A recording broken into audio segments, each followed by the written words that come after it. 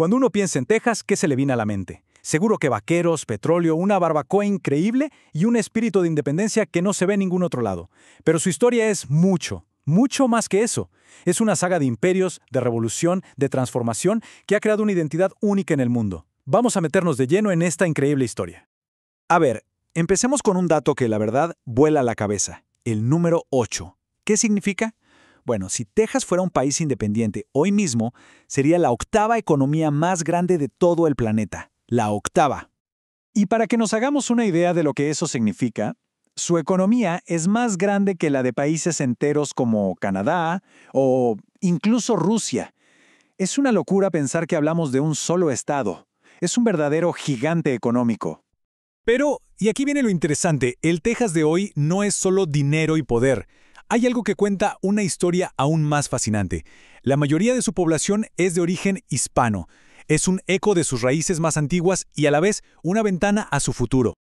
Y ahí está la gran pregunta, ¿no? ¿Cómo es posible que una provincia mexicana, que estaba prácticamente despoblada, se convirtiera en esta potencia económica y cultural que es hoy?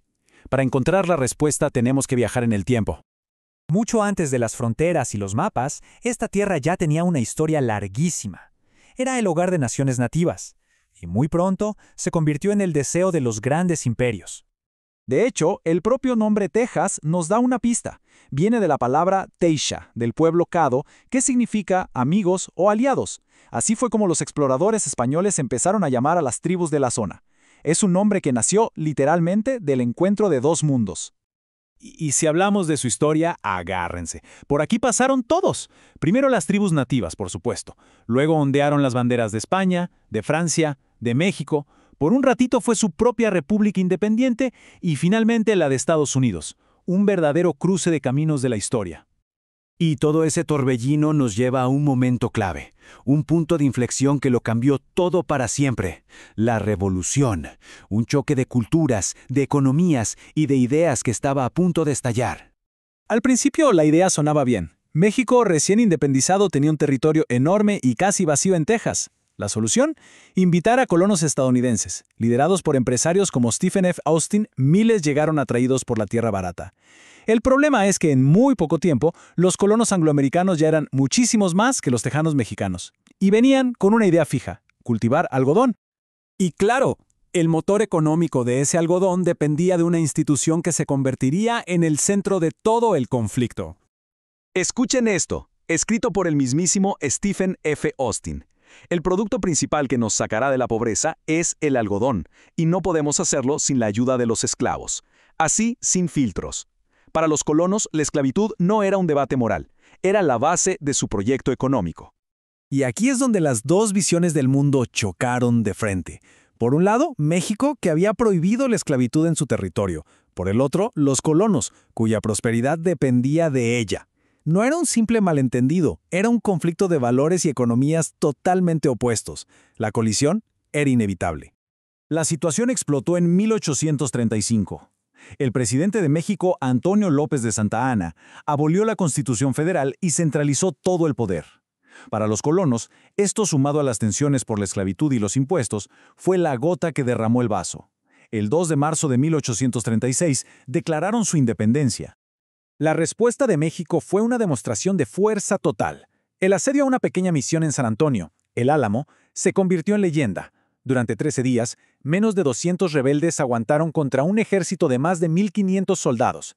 Militarmente, fue una victoria aplastante para México, pero simbólicamente, fue el error que les costó la guerra. Porque la masacre de los defensores de El Álamo se convirtió en un símbolo potentísimo.